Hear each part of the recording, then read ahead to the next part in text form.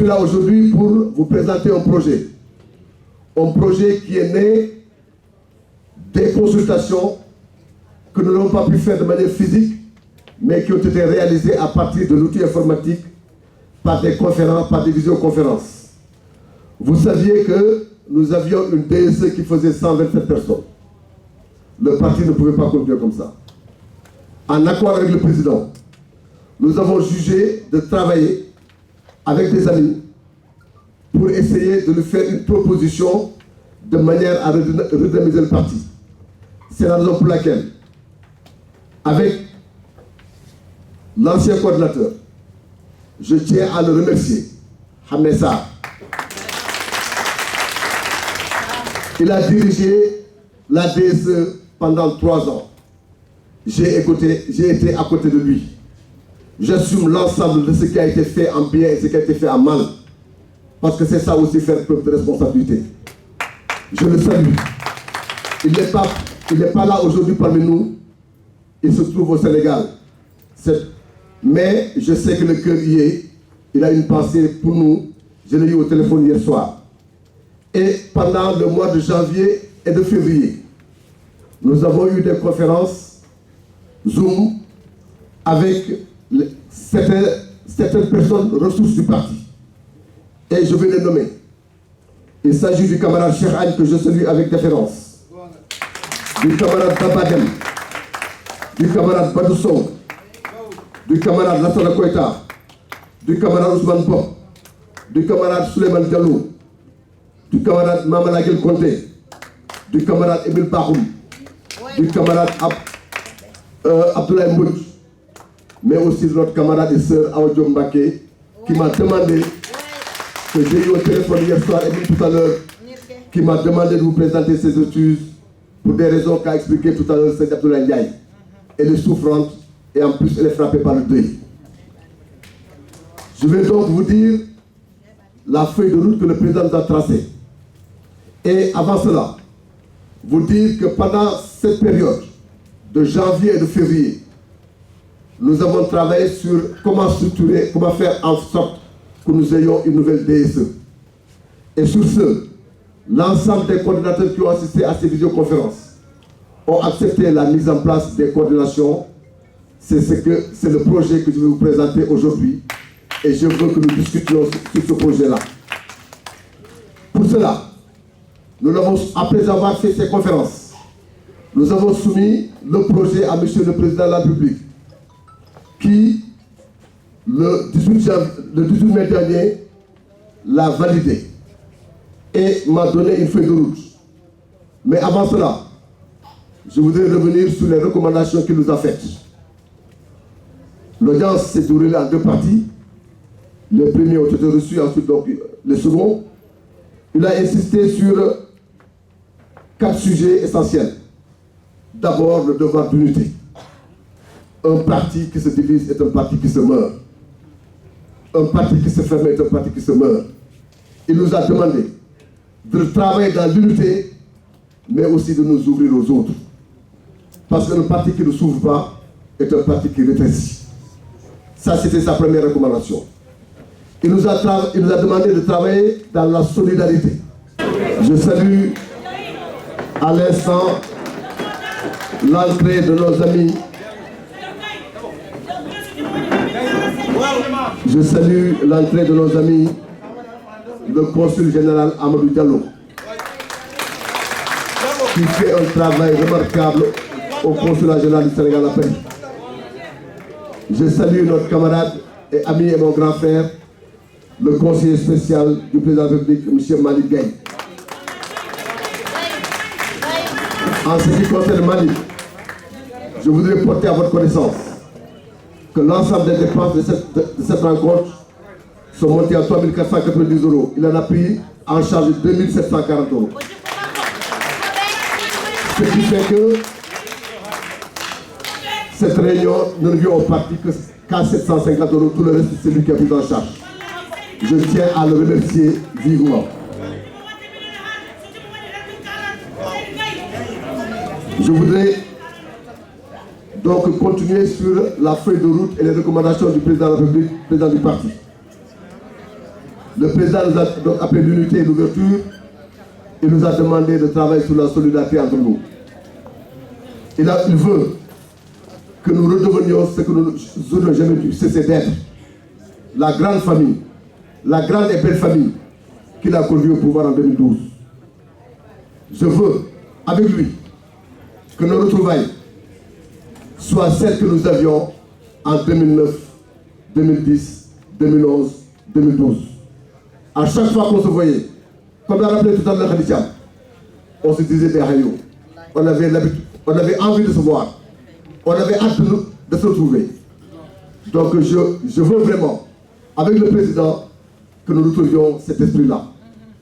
Le président aussi nous a demandé d'être plus près des militants. Parce que les militants, c'est eux qui sont l'ossature du parti.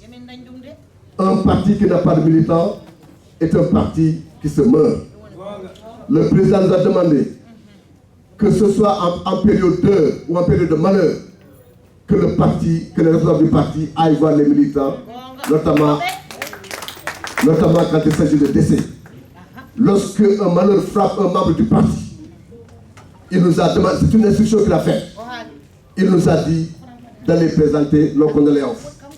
Si on a un euro, on donne. Si on n'a pas un euro, au moins on est parti partager la douleur de la famille. Ça, c'est la moindre des choses. Et je m'inscris dans cette ligne.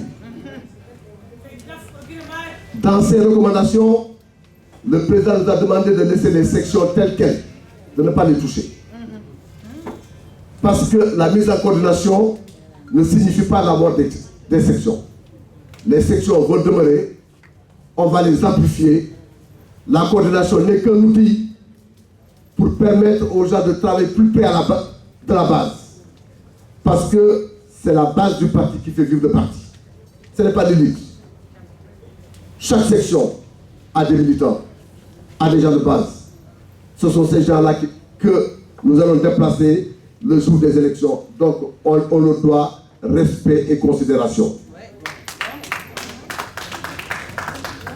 La quatrième feuille de route qu'il nous a donnée, c'est que d'ici 6 mois, il veut que nous aurions terminé l'installation des coordinations. Et en ce moment seulement, on mettra en place une nouvelle DSE. Donc, je tiens à vous dire qu'aujourd'hui, on n'est pas là pour installer une DSE. La DSE, ce sera l'aboutissement de l'installation des coordinations et après, on mettra en place une DSE. Aujourd'hui, nous sommes là pour vous présenter la manière dont nous souhaiterions et le projet qui a été présenté au président qui l'a validé sur la structuration des coordinations et sur l'organisation des coordinations, mais également sur le calendrier de mise en œuvre. Je m'en vais donc vous présenter ce projet de coordination. Le président en a validé 14. Je vais vous les lister. Je commence par la mienne. Vous m'en excuserez. La coordination des Yvelines, avec la ville de Mantes-la-Jolie, Les Mureaux, Trappes, Limay, Porceville, Monan, Sartrouville, Poissy, Carrière-sur-Poissy. La coordination de Normandie, Le Havre, Rouen, Elbeuf, Cléon, Évreux, Vernon, Val-de-Reuil, Saint-Thomas. La coordination de l'Essonne, la première qui avait été installée avant qu'aujourd'hui on puisse les rejoindre. Grigny, Massy-Palaiseau, Étampes, Chili-Mazarin, Arpajon, Corbeil-Essonne, Morangis, Viry-Châtillon et les Ulysses. La coordination du centre avec Montargis, Orléans, Chartres, Pithiviers, Dreux, Blois et Tours. La coordination de l'Oise, Creil, Beauvais, Compiègne, Noyon et Soissons.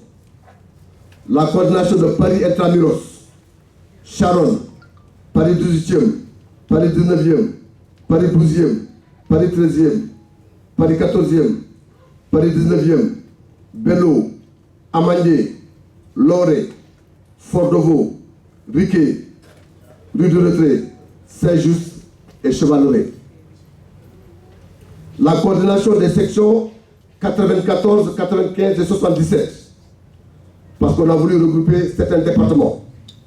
Clichy-Montfermeil, Créteil, Argenteuil, Persan-Beaumont, Sarcelles, Cergy, Torcy et Mont.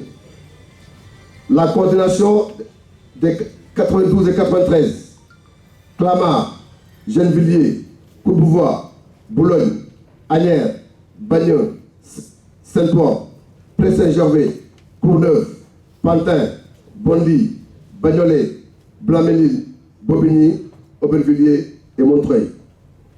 La coordination du Nord, Roubaix, Lille, Amiens, Saint-Quentin, Maubeuge. La coordination du Grand Est, Strasbourg, Saint-Dié, Dijon, Mulhouse, Montbéliard, Longwy. La coordination de la Bretagne et de la Loire-Atlantique avec Nantes et Rennes.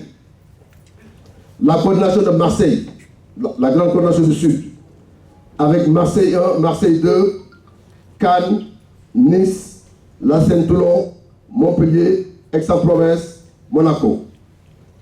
La coordination de Bordeaux, avec Bordeaux, Limoges, Périgueux, Toulouse, Angoulême et Pau.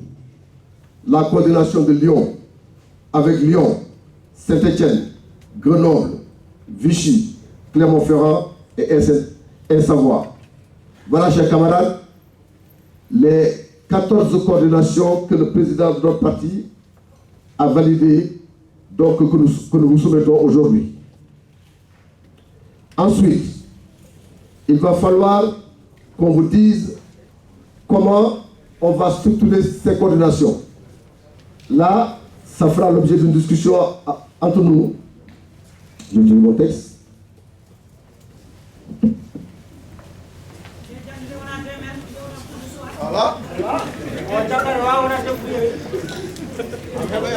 Donc, en ce qui concerne les bureaux de futures coordination, nous avons jugé utile de vous le dire. Et là aussi, on va en discuter tout à l'heure.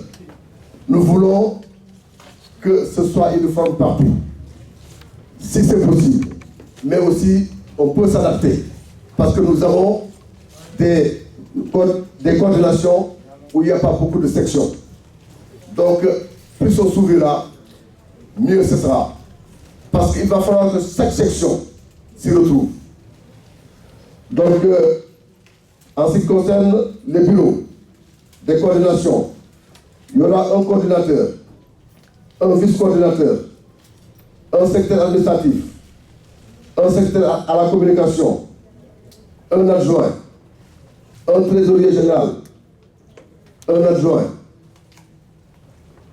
une présidente des femmes, une vice-présidente, un coordinateur des jeunes, un adjoint, un coordinateur des cadres, un adjoint, un secrétaire aux élections, un adjoint, un secrétaire à l'organisation, 2 adjoints, un secrétaire à la logistique et à la mobilisation, 2 adjoints, un secrétaire aux affaires sociales, religieuses et culturelles, 2 adjoints, un secrétaire chargé des relations avec les mouvements, un adjoint, un chargé de la médiation et un adjoint. Voilà l'organigramme que nous vous soumettons quant à la structuration des coordinations. Je tiens à vous dire que le but de ces coordinations, c'est qu'on puisse mieux travailler à la base, que les sections puissent travailler entre elles, qu'on évite la concurrence entre les coordinations, mais aussi qu'on puisse travailler à la base réellement, de manière à ce que ces coordinations puissent être autonomes. L'autonomie ne signifie pas l'indépendance. Les coordinations ne seront pas indépendantes par rapport à la DSE. Les coordinations aussi ne signifient pas, comme je l'ai dit tantôt, la mort des sections. Chaque section chaque coordination aura une feuille de route. Je tiens aussi à vous dire que ce sont, on rompt avec une habitude. Dans le passé, et je voudrais saisir l'instant pour les remercier, saluer l'honorable Samba Koïta, qui a été le premier coordinateur de la DSE. Saluer l'honorable député Demba Sow, qui l'a succédé, que j'ai eu au téléphone et qui nous souhaite plein succès dans la réunion de cet après-midi. Bien entendu, dans la foulée, saluer notre camarade Ahmed Sarr, qui a joué un rôle important pour que je le succède. Donc, ce sont ces coordinations qui vont envoyer leurs représentants pour la future DSE. Je vais quand même être très transparent avec vous, parce que je veux qu'à partir de cet après-midi, que les choses soient dites et de manière très claire. Parce que je ne suis pas un homme d'ambiguïté. Je veux être transparent avec vous sur ce que nous envisageons de faire. Ainsi, chaque coordination enverra 2 représentants pour être membre de la DSE. C'est une fois que les coordinations sont installées, que les coordinateurs de coordination sont choisis, qu'on sait combien de gens sont envoyés au sein de la DSE, qu'on s'arrêtera pour mettre en place un bureau. Et le bureau, ce ne sera pas un bureau de copinage. Le bureau sera choisi en fonction des compétences des uns et des autres. Ce n'est pas parce que Abdoulaye est mon ami, ou Tchabelba est mon ami, ou Diariba est mon ami, que je vais le choisir pour être à mes côtés, ou pour lui donner des postes qui ne correspondent pas à leurs compétences. Je veux vraiment que les personnes qui seront choisies, que chaque personne soit utile là où elle est mise, en fonction des compétences. Je vais aussi proposer que les anciens coordinateurs soient membres de droit de la DSE. C'est une proposition que je fais, qu'ils soient membres de droit, mais sans poste de responsabilité. Quand ils sont là, ils viennent assister au réunion de la DSE, ils donnent leur avis. Je propose aussi que les députés de la diaspora, s'ils sont sur le territoire national et qu'il y a des réunions de la DSE, qu'ils soient aussi membres de la DSE, qu'ils viennent assister donc aux réunions. Je propose, comme c'était avant, là il n'y a pas de changement, et je dirai pourquoi, que les vice-consuls qui sont dans des juridictions déterminées soient aussi membres de droit dans la future DSE. Ils vont nous aider à travailler à base, à travers des coordinations dans lesquelles ils sont situés. Je tiens à cet instant à saluer Abdoulaye, parce que le week-end dernier, comme je l'ai dit, j'étais à Marseille et c'est sous sa houlette que nous avons fait une très bonne réunion et j'ai rendu compte à M. le Président de la République de cette réunion. Il a salué cet esprit et nous a encouragés dans ce sens. Je vais aussi proposer que les institutions, tout à l'heure j'ai parlé de l'Assemblée nationale, je vais parler aussi du Conseil économique et social environnemental, Diariba, pour qu'elle soit membre, le moment venu. Je vais proposer aussi que les chefs d'agence, nous en avons 2, à savoir Essadia dans la juridiction de Bordeaux, mais aussi Bordeaux Sow, qui a été nouvellement nommé. Je n'ai pas encore félicité publiquement, donc je tiens donc à le féliciter devant tous les militants. Donc voilà, grosso modo, chers amis. Ensuite, je vous dis de manière très claire, je me réserverai le droit de coopter des gens pour compléter la DSE. Parce que nous n'avons pas le droit de laisser, des compétences avérées qui peuvent nous aider à faire revivre le parti de côté. Raison pour laquelle je préfère être transparent avec vous dès le départ pour qu'il n'y ait pas de surprise. Mais je ne jouerai pas sur le copinage. Je ne jouerai pas sur le clan. Comme vous le savez, j'ai beaucoup d'amis dans ce parti. Et je suis prêt à prendre les conseils de tout un chacun parmi vous. J'ouvre mes bras. Je tends la main à chacune et à chacun d'entre vous pour me conseiller, pour que nous puissions prendre la bonne direction pour amener notre parti à bon port. Mais, même si c'est un ami qui me donne un conseil qui va à l'encontre des intérêts du parti, ce conseil-là, je ne l'accepterai pas. Je le dis devant vous. Tous les conseils sont les bienvenus. Et au dernier moment, en tant qu'ordinateur, je trancherai. Voilà, chers amis, ce que je voulais vous dire. Ensuite, effectivement, donc j'ai fait oublier, dans la DSE, le président va nommer 3 personnes dans la future DSE. Pour l'instant, nous n'en sommes pas encore là. Le président nous a dit dans 6 mois il va venir. On va nous présenter un bureau. Et dans ce bureau, dans ce bureau de la DSE, il nommera 3 personnes. La présidente du mois des femmes, le responsable de la COJER et le responsable de la CCR. Ça, ce sont les 3 postes qui sont réservés au président de la République. C'est lui qui les choisira, ce n'est pas moi. Ce n'est pas nous, ceux qui seront élus par les coordinations, qui vont choisir, mais ces 3 personnes-là, donc c'est du domaine réservé du président de la République. Voilà grosso modo, chers amis, ce que je voulais vous dire par rapport à la feuille de route qui nous a été tracée. Je vous demande donc de rester dans le canevas qui est tracé. Je remercie Jeannette Diouf et Haroun Sow d'avoir accepté d'être les modérateurs de cette réunion. Je vous demande que nous travaillons dans la discipline et dans le respect, de manière à ce que nous puissions faire une très bonne réunion. De manière à ce qu'à la fin de la réunion, que chacun, en partant d'ici, parte avec des choses très claires, pas des choses ambiguës. Je veux que toute personne qui ne comprend pas ce que nous venons de dire, lève la main, on lui explique ce qu'on vient de dire. Parce que je trouverais normal et choquant qu'on fasse des dizaines de kilomètres ou des milliers de kilomètres pour certains. J'ai vu une tuile de Toulouse. Donc on fasse des milliers de kilomètres et repartir sans avoir compris le sens de cette région. Voilà, chers amis, en introduction, ce que je voulais vous dire, en vous remerciant de votre aimable écoute, je laisse la parole donc à nos chers modérateurs. Merci beaucoup.